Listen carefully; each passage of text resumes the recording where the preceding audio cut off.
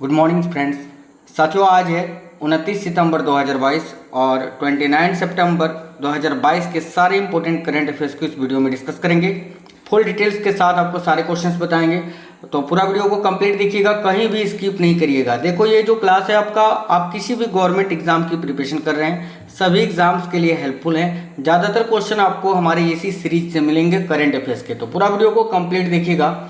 सभी साथियों से रिक्वेस्ट है, वीडियो को सभी लाइक कर दीजिए, अपने सभी दोस्तों के साथ शेयर कर दीजिएगा। अगर कोई भी साथी पहली बार आए हैं तो चैनल को सब्सक्राइब करके बेल आइकन को ऑन कर लीजिएगा। ये करंट वाली वीडियो डेली सवेरे 5:30 बजे अपलोड हो जाती है, आप लोग देख लिया करिए। तो चलिए शुरू करते हैं।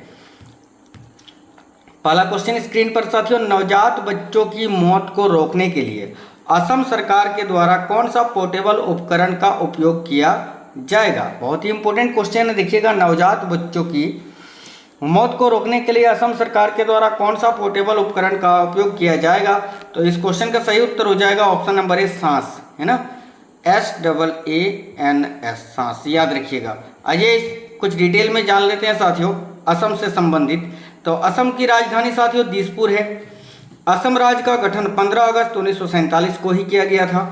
लोकसभा में देखो, लोकसभा की अगर बात करें तो असम राज्य में 14 सीटें हैं और राज्यसभा के लिए 7 सीटें हैं। वहीं विधानसभा की बात करें तो 126 सीटें आरक्षित हैं।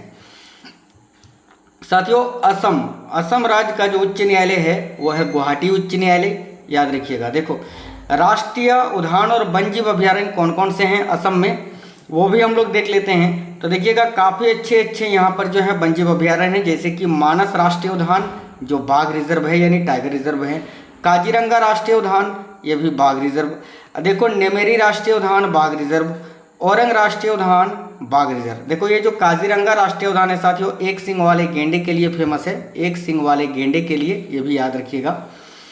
इसके अलावा देखो औरंग राष्ट्रीय उद्यान ये भी जो है बाघ रिजर्व है आपका। और इसके अलावा देहिंग पटकई वन्यजीव अभ्यारण्य, ये क्वेश्चन बड़ा पूछा जाता है एग्जाम में, ठीक है। इसको भी जो है साथियों राष्ट्रीय उद्यान में बदल दिया जाएगा कुछ ही समय में, देखिए। इसके अलावा साथियों पोबा रिजर्व फॉरेस्ट, ये वन्यजीव अभ्यारण्यों में ये भी बदला जाएगा, पोबा रिजर्व फॉरेस्ट जो है। इसके अलावा डिब्रू सेखोवा राष्ट्रीय उद्यान भी आपका असम में है, डिब्रू, याद रखिएगा, डिब्रू सेखोवा, ठीक है। प्रमुख लोक नृत्य की अगर बात करें असम की तो बिहू है, बिछुआ, अंकिया नाट और सतारिया, याद रखिएगा। इस टॉपिक से क्वेश्चन सभी बड़ा ज़्यादा पूछा जा रहा है। प्रमुख त्योहार की अगर बात करें साथियों, असम राज्य का प्रमुख त्योहार या उत्सव तो एक है बांचुआ महोत्सव, एक है काती बिहू त्योहार। GI टैग्स की अगर बात करें तो असम में काजू नेमू यानी नींबू, ये काजी नेमू है ना, काजी नेमू यानी नींबू है एक प्रकार का, इसको GI टैग दिया गया है। एक है बोक्सोल चावल, इसको भी GI टैग दिया गया है। एक है तेजपुर लीची, इसको भी जो है साथियों GI टैग मिला है। इसके अलावा जुडीमा शराब को भी जो है वो GI टैग दिया गया है असम राज्य के, ठीक है। और इसके अलावा देखिएगा, एकमात्र गोल्डन बाघ काजीरंगा राष्ट्रीय उद्यान में पाया गया है, ये भी याद रखना। एकमात्र गोल्डन बाघ ये कहाँ पाया गया है? तो काजीरंगा राष्ट्रीय उद्यान में, जो हालांकि फेमस है एक सींग वाले गेंडे के लिए, ठीक है। आगे देख लेते हैं। तो हैदराबाद में हैकिंग लैब का उद्घाटन किस बैंक ने किया? क्वेश्चन बड़ा ही अच्छा है, हैदराबाद में हैकिंग लैब का उद्घाटन, तो याद रखिएगा साथियों यूनियन बैंक ऑफ इंडिया ने। ऑप्शन नंबर सी इस क्वेश्चन का सही उत्तर हो जाएगा, यूनियन बैंक ऑफ इंडिया। आइए जान लेते हैं कुछ इंपॉर्टेंट बातें। तो साथियों यूनियन बैंक की अगर बात करें तो इसकी स्थापना 11 नवंबर 1919 को ही हुई थी। इसका मुख्यालय मुंबई में है। और संस्थापक कौन थे? तो सीतारमन पोद्दार, ठीक है। MD और CEO वर्तमान में कौन है? तो A मणिमेखलाई, याद रखिएगा, A मणिमेखलाई। टैगलाइन क्या है साथियों? तो टैगलाइन है देखिएगा यूनियन बैंक ऑफ इंडिया का, good people to bank with, है ना, याद रखना। अगला क्वेश्चन देख लेते हैं। 36वां राष्ट्रीय खेलों के फाइनल मैच में पुरुष टेबल टेनिस का स्वर्ण पदक किस राज्य की टीम ने जीता है? ठीक है, 36वां राष्ट्रीय खेलों के फाइनल मैच में पुरुष टेबल टेनिस का स्वर्ण पदक किस राज्य की टीम ने जीता है? सही उत्तर हो जाएगा साथियों गुजरात ने। ऑप्शन नंबर डी इस क्वेश्चन का सही उत्तर हो जाएगा। और गुजरात ने किसको हराया है? तो दिल्ली को, ठीक है, दिल्ली को हराया है, ये भी आप याद रखना। गुजरात विजेता, उप विजेता दिल्ली। देखिएगा गुजरात से संबंधित कुछ मुख्य तथ्य। तो गुजरात की राजधानी है गांधीनगर। स्थापना 1 मई 1960 को हुई थी। लोकसभा के लिए 26 सीटें हैं, राज्यसभा के लिए 11 सीटें हैं। विधानसभा के लिए 182 सीटें हैं। ठीक है। उच्च न्यायालय गुजरात उच्च न्यायालय। साथियों गुजरात में जो राष्ट्रीय उद्यान वन्यजीव अभयारण्य है उसमें से फेमस है गिर राष्ट्रीय उद्यान जो एशियाई शेर के लिए फेमस है, एक है नल सरोवर वन्यजीव अभयारण्य। ठीक है। आगे अगला क्वेश्चन देख लेते हैं। हाल ही में राष्ट्रपति द्रौपदी मुर्मू ने किस शहर में हिंदुस्तान एरोनॉटिक्स लिमिटेड यानी HAL की एकीकृत क्रायोजेनिक इंजन निर्माण सुविधा का उद्घाटन किया? देखिएगा काफी अच्छा क्वेश्चन है। तो साथियों सही उत्तर हो जाएगा बेंगलुरु में। बेंगलुरु ऑप्शन नंबर ए इस क्वेश्चन के लिए सही उत्तर हो जाएगा। इस क्वेश्चन से रिलेटेड कुछ बातें जान लेते हैं।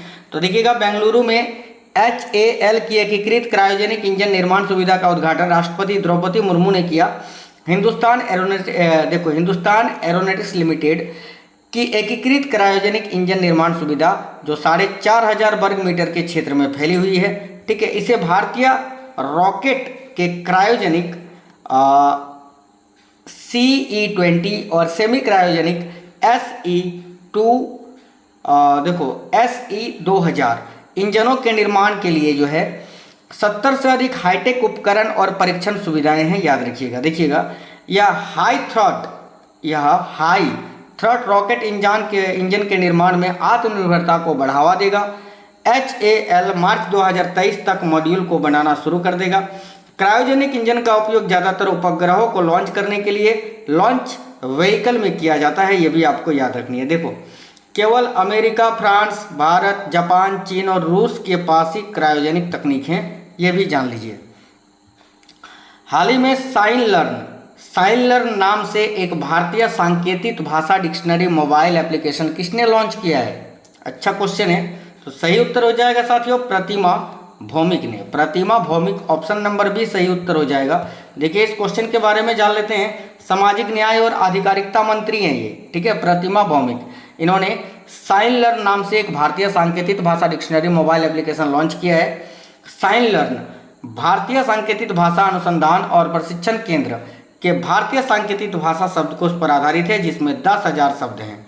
देखो यह ऐप जो है साथियों एंड्रॉयड के साथ साथ iOS यानी जिसके पास आईफोन होते हैं एप्पल्स, ठीक है, संस्करणों में भी उपलब्ध है और ISL डिक्शनरी के सभी शब्दों को हिंदी या अंग्रेजी माध्यम में खोजा जा सकता है। देखिएगा हाल ही में किस तेल कंपनी ने भारत में ऊर्जा सुरक्षा के लिए अपने कच्चे तेल की सोर्सिंग में विविधता लाने के लिए ब्राजील की राष्ट्रीय तेल कंपनी पेट्रोब्रास के साथ समझौता ज्ञापन पर हस्ताक्षर किया है? तो साथियों सही उत्तर हो जाएगा BPCL, Bharat petroleum corporation limited. ठीक है। देखिए इसके बारे में जान लेते हैं। तो राज्य द्वारा संचालित तेल refiner Bharat petroleum corporation limited ने ब्राजील की राष्ट्रीय तेल कंपनी पेट्रोब्रास के साथ भारत में ऊर्जा सुरक्षा के लिए अपने कच्चे तेल की सोर्सिंग में विविधता लाने में मदद करने के लिए एक समझौता ज्ञापन पर हस्ताक्षर किए हैं। भारत पेट्रोलियम कॉर्पोरेशन लिमिटेड की ब्राजील में एक ultra deep water hydrocarbon block में अपस्ट्रीम सेक्टर में हिस्सेदारी है जिसका स्वामित्व और संचालन पेट्रोब्रास के पास है। Bharat petroleum corporation limited Bharat में दूसरा सबसे बड़ा ईंधन खुदरा विक्रेता है। याद रखना है। देखिए विश्व भर में प्रतिवर्ष विश्व नदी दिवस कब मनाया जाता है?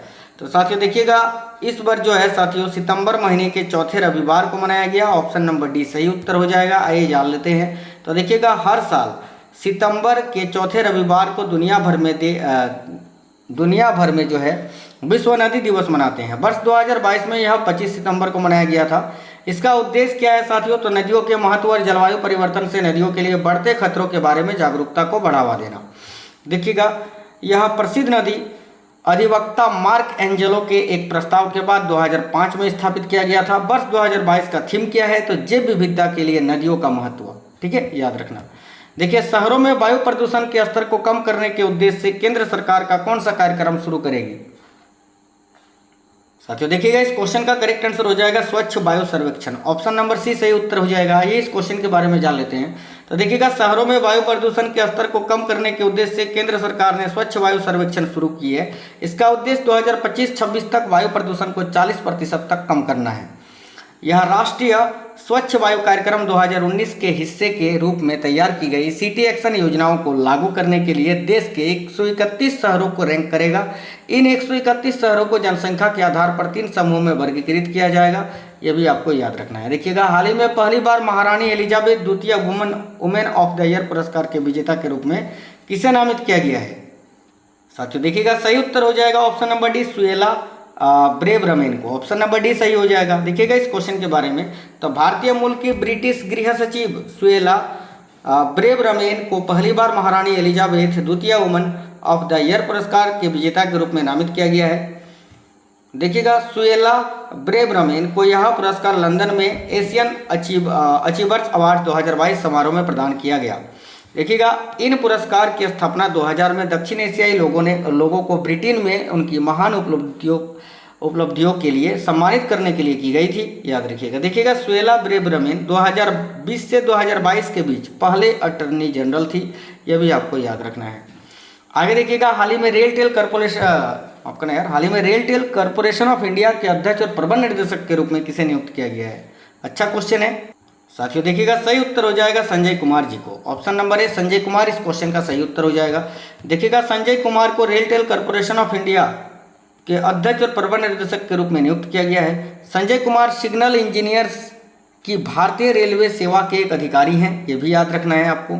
देखिएगा रेलटेल एक मिनी रत्न श्रेणी 1 का केंद्रीय सार्वजनिक क्षेत्र का उद्यम एक सूचना और संचार प्रौद्योगिकी प्रदाता है।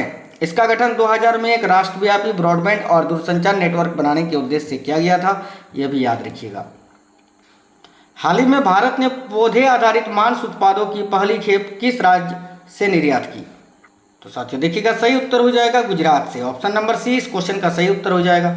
आइए कुछ बातें जान लेते हैं। तो भारत ने पौधे आधारित मांस उत्पादों यानी देखिएगा प्लांट बेस्ड मीट प्रोडक्ट्स की पहली खेप गुजरात के खेड़ा जिले से अमेरिका में कैलिफोर्निया को निर्यात की है।